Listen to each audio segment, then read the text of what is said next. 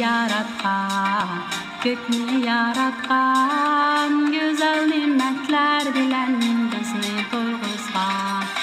Sen bir Allah'ım, sen bir Allah'ım, senden ulug', senden ulug', sen bir Allah'ım.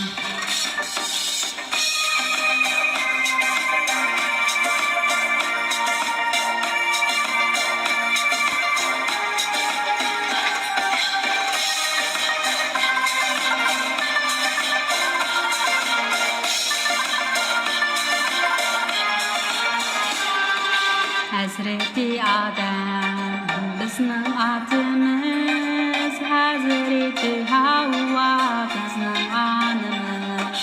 Hazreti Adem bizning atimiz, Hazreti Havva bizning animiz.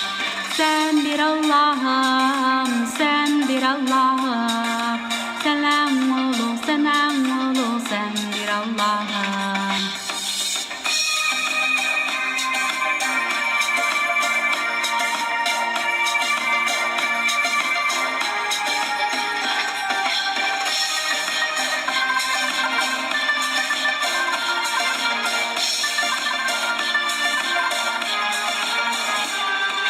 Kıblemizge sana qaytimiz, faqat sana Allah'ım secde qilamiz.